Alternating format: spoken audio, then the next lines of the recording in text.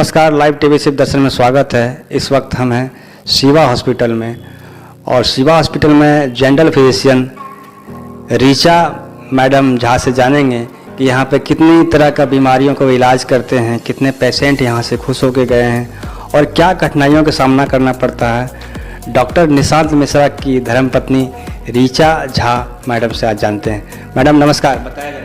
नमस्कार, मैं हूँ doctor Richa Jha, Shiva hospital and trauma centre में कंसल्टेंट फिजिशियन। और ये बता के बहुत अच्छा लग रहा है कि हमारे हॉस्पिटल को ऑलमोस्ट अब 1 साल होने वाले हैं। मई 8 में हमने इनॉग्रेट किया था हॉस्पिटल को और उसके बाद से लगातार यहाँ पर पहले तो फ्लो स्लो था बट अब धीरे धीरे फ्लो आ रहा है और पेशेंट्स आते जा रहे हैं और लकीली सब कुछ अच्छा हो रहा है और जिसकी वजह से वो लोग खुश होके जा रहे हैं। हमारे हॉस्पिटल में सारा जितना भी टेस्ट्स होते हैं, जैसे कोई भी पहले आता है तो उसके लिए टेस्टिंग होते हैं, स्क्रीनिंग टेस्ट्स होते हैं, सबकी व्यवस्था की गई है। लैब फैसिलिटीज़ हैं, एक्सरे फैसिलिटीज़ हैं। उसके बाद किसी पेशेंट को अगर कुछ इमरजेंसी केयर की ज़रूरत है, वहाँ पे एम्बुलेशन से लेकर ट्रीटमेंट तक तो वो भी हम प्रोवाइड करते हैं। अभी हमने हाल में ही अपने एम्बुलेंस सर्विसेज भी शुरू किए हैं, किसी भी इमरजेंसी पेशेंट को हॉस्पिटल तुरंत लाया जा सके उसको मद्देनज़र रखते हुए। और उसके बाद फिर हॉस्पिटल में आने के साथ ही उनका प्रॉम्प्ट इलाज होता है, ट्रीटमेंट होती है और उसके बाद अगर उनको आईसीयू में ज़रूरत है, आईसीयू की ज़रूरत है तो हम वो भी प्रोवाइड करते हैं पेशेंट्स को। इतनी तरह की बीमारियों का इलाज आप करते हैं मैम, जैसे कि कई तरह का पेशेंट आपके पास आते हैं कई बीमारियों को लेकर के, किन बीमारियों का इलाज करते हैं? जी, पेशेंट्स आते हैं यहाँ पर मोस्टली हाइपरटेंशन, डायबिटीज़, उसके बाद माइग्रेन की शिकायत लेकर। आजकल सीजनल वेरिएशंस बहुत ज़्यादा हो रहे हैं तो उसमें जो सोर थ्रोट वगैरह पेशेंट्स को होते हैं, एस्थमा होता है, COPD जैसी बीमारियां लेके आते हैं पेशेंट्स हमारे यहाँ पे। और उसके अलावा फिर नॉर्मल GIT गैस्ट्रोइंटेस्टाइनल प्रॉब्लम्स को लेके, जैसे कि पेट में दर्द हुआ, किसी को स्टोन्स वगैरह की शिकायत होती है, ये सारी प्रॉब्लम्स लेके आते हैं हमारे पास पेशेंट्स। लोगों को डॉक्टर जांच करते हैं तो मिलते हैं, तो उनको लेकर के कैसे आप जांच वगैरह करते हैं? जी, टाइफाइड के बहुत पेशेंट्स अभी आए थे। हाल ही फिलहाल में टाइफाइड का एक सीज़न ही चल रहा था जिसमें से 10 में से 6 लोग टाइफाइड पॉजिटिव आ रहे थे। तो इस तरह के बहुत सारे पेशेंट्स आए टाइफाइड के, मलेरिया के, जिनको हमने लैब टेस्टिंग करा के अच्छी दवाइयाँ प्रिस्क्राइब करके बिल्कुल स्वस्थ कर दिया। और आने वाले एक भारत सरकार के द्वारा आयुष्मान कार्ड की प्रावधान चल रही है जी। तो आपके शिवा हॉस्पिटल में क्या वो प्रावधान है? जी, ये बहुत अच्छा इनिशिएटिव है गवर्नमेंट की तरफ से और हमने भी बाकी लोगों के लिए, जो गरीब वर्ग के लोग हैं, जो जिनके पास उतने पैसे नहीं हैं, जो सक्षम नहीं हैं, जी बिल्कुल, तो उनके लिए हमने अप्लाई कर दिया है सारा कुछ। बट वही वो जल्दी हमें मिल जाएगा और उसके बाद हम आयुष्मान सर्विसेज भी शुरू कर देंगे हमारे पेशेंट्स के लिए। बहुत सारे ऐसे लोग पेशेंट आ नहीं पाते हैं, गाँव में हैं, उसके लिए एम्बुलेंस आपका जाता है उस पेशेंट को लेकर, क्या सर्विस अच्छा दे रही है? बिल्कुल, हमने वो सर्विस स्टार्ट कर दी है। हमें कांटेक्ट आता है कि अगर कोई नीडी पेशेंट है जिनके पास सुविधा नहीं है तो हम अपना एम्बुलेंस भी वहाँ पे भेजते हैं ताकि वो पेशेंट बिल्कुल आ पाए और उनको जो भी नेसेसरी ट्रीटमेंट है वो मिल पाए। क्या सर से मेरी बात हुई थी, वो बताया कि सोमवार बाबा का दिन है, जगन्नाथ का नगरी है, तो यहाँ पे मैं सुबह 10 से 2 बजे तक सेवाएं में फर्स्ट इलाज यहाँ पे करता हूँ। जी। और यहाँ पे पेशेंट आते हैं, तो क्या कुछ आपके मन में भी ऐसा कुछ ख्याल है क्या कि कुछ करने वाले हैं? जी बिल्कुल, मैं अब से हर थर्सडे को कंसल्टेशन फ्री रहेगी मेरी और जो भी पेशेंट्स आके दिखाना चाहते हैं, लाभ लेना चाहते हैं, वो ज़रूर आ सकते हैं। बहुत सारे ऐसा है कि गांव ग्राम में जो कि जागरूकता के लिए लोग नहीं आ पाते, बड़े अस्पताल में नहीं आ पाते कि क्या बहुत सारा क्या खर्चा आएगा, क्या नहीं आएगा, क्या नहीं होना है, समझ में नहीं आता। तो आप लोग कैंप ऐसा कुछ लगाते, जैसे अभी हाल फिलहाल ही गोड्डा में आपने कैंप लगाया था। जी। तो गोड्डा है, सरामा है, मधुपुर है, दरमुंडी है, इस सब एरिया में कैंप लगता है। बहुत जगह हमने कैंप लगाए हैं, फ्री कैंप्स लगाए हैं। अभी हाल फिलहाल में महाशिवरात्रि के दिन हमने गोड्डा में कैंप लगाया था, जिसमें निःशुल्क दवाइयाँ बांटी थी, लैब टेस्टिंग की थी, जो बेसिक टेस्ट होते हैं वो सब किया था हमने।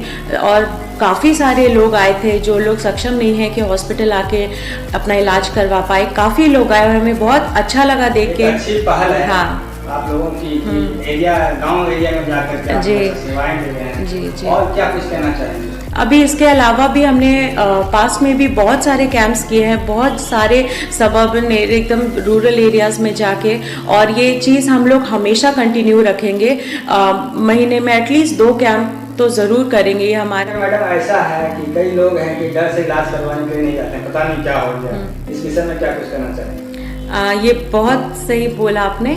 और लोग लापरवाह हो गए हैं, बेसिकली अपने हेल्थ पे उतना ध्यान नहीं देते हैं। उनको लगता है कि ठीक है, ठीक हो जाएगा, लेकिन ये बहुत गलत तरीका है, क्योंकि अपने बॉडी को सर्वोपरि रखना चाहिए। सबसे पहले हेल्थ सबसे इम्पॉर्टेंट है। जैसे कि आजकल डायबिटीज़ हो गया, हाइपरटेंशन हो गया, ये सब इतना कॉमन हो गया है। और इसलिए कॉमन हो गया है, लोग इसलिए इतनी दवाइयाँ खाने लगे हैं क्योंकि वो पहले ध्यान नहीं देते हैं कि उनको उनके बॉडी में क्या चेंजेस आ रहे हैं, क्या सिम्टम्स आ रहे हैं। जब वो सिम्टम्स बहुत ज़्यादा हो जाते हैं तब वो डॉक्टर के पास आते हैं।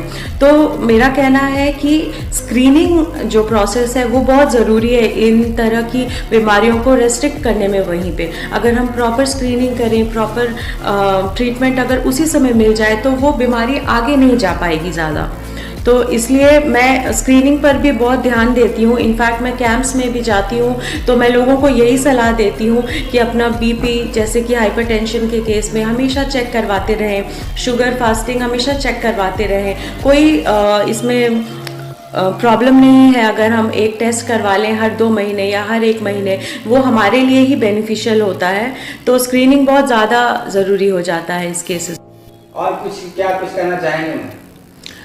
मैं ये बताना चाहूँगी कि जैसे कि अभी कोरोना का वेव आया था पूरे देश में, पूरे वर्ल्ड में, तो अब जैसे धीरे धीरे वो टाइम बीत गया है, लोग संभल गए हैं, लेकिन लोग बहुत केयरलेस हो गए हैं क्योंकि वो अभी सोशल डिस्टेंसिंग का बिल्कुल भी पालन नहीं कर रहे हैं और वो बैक टू ओल्ड वेज चले गए हैं। लेकिन मैं ये कहना चाहूँगी सभी से कि आप लोग प्लीज़ वो सब चीज़ें मत भूलिए, उतनी लापरवाही मत करिए। अभी भी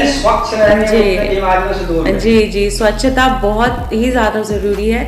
सोशल डिस्टेंसिंग हमारे लिए ही हितकारी है, तो हमें वो सब कुछ फॉलो करना चाहिए। और बात है उनके टीबी पेशेंट जो होते हैं, टीबी का जो पेशेंट होते हैं, उसको क्या लक्षण आते हैं जो कि महसूस होता है या इलाज करवाने के लिए लोग जाते हैं टीबी के? हाँ, पहले टीबी के लिए पुराने दिनों में ऐसा था, ऐसी मान्यता थी कि वो बहुत भयंकर बीमारी है और लोग उससे दूर भागते थे। लेकिन अब ऐसा नहीं है, क्योंकि अब उसके लिए इतनी अच्छी दवाइयाँ आ गई हैं कि अब लोग पूरी तरह से ट्रीट हो जाते हैं। लोगों की खांसी या पेशेंट्स आते हैं खांसते खांसते, काफ़ी दिनों से खांसी होती है, सडनली वेट लॉस हो जाता है, वीक हो जाते हैं, उसके साथ साथ और प्रॉब्लम्स, मल्टी ऑर्गन प्रॉब्लम्स होने लगते हैं उनको। तो ये सब चीज़ फिर एक्सरे वगैरह करवाते हैं। पता चलता है कि हमको जांच करवाना चाहिए। हाँ, ये मैं बहुत बता रही हूँ। उनको ऑन एंड ऑफ हमेशा खांसी रहती है, उनकी खांसी ठीक नहीं होती है, सडनली उनका वेट लॉस हो जाता है, एपेटाइट कम हो जाती है। ठीक है, ये सब लक्षणों से वो आते हैं कि ऐसा क्या हो गया है। फिर उनको फिर आगे के टेस्ट करवाने होते हैं, चेस्ट एक्सरे वगैरह होता है। फिर डॉट सेंटर से हम उनको मेडिसिन दिलवाते हैं। आजकल तो सरकार इतनी अच्छी सुविधाएं बना दी है सरकार ने। अभी हाल फिलहाल में मौसम चेंज होने वाली है, ठंडा से गर्मी आने वाली है, क्या कुछ मैसेज देना चाहेंगे आप पूरे झारखंड वासियों को, देशवासियों को, किस तरह लोग रहें जो बीमार ना पड़ें? और बच्चे, आज के समय बच्चे स्कूल वगैरह जाते हैं, क्या सावधानियां रखनी चाहिए कि अच्छे स्वस्थ रहे सारे लोग? जी, अभी तो जैसे कि मैंने आपको बताया, सीजनल वेरिएशंस बहुत ज़्यादा हो रहे हैं। तुरंत गर्म, तुरंत ठंड, इस तरह से करते हुए सर्दी, खांसी, गले में खराश, ये सब चीज़ बहुत कॉमन हो गया है। तो मैं ये कहना चाहूँगी कि एवरीडे यूज़ में कम से कम बड़े लोगों को एटलीस्ट गुनगुने पानी में नमक डाल के थोड़ा गार्गल करना चाहिए। ये अपने अपना एक जनरल रूटीन में भी अगर कर लें तो ये बहुत हेल्दी होता है इन्फेक्शंस को ठीक करने में। उसके अलावा फिर अगर थोड़ा भी कुछ ऐसा लग रहा है तो बिल्कुल उनको कंसल्टेंट से आके मिलना ज़रूर चाहिए। अपने इस चीज़ को और प्रोलॉन्ग नहीं करना चाहिए कि देख लेंगे कल ठीक हो जाएगा। तो प्रॉपर ट्रीटमेंट अगर सही टाइम पे लिया जाए तो वो बहुत अच्छा होता है सबके लिए। बाबा वैद्यनाथ के नगरी शिवा हॉस्पिटल से क्या कुछ मैसेज देना चाहेंगे झारखंड वासियों को और देवघर वासियों को?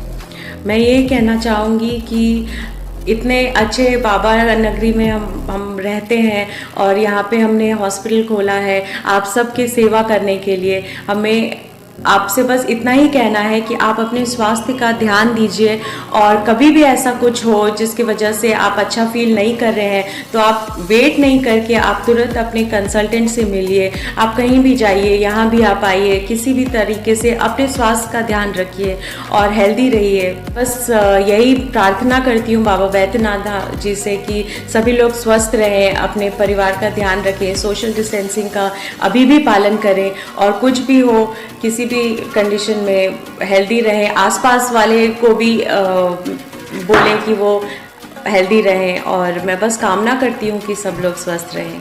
नमस्कार।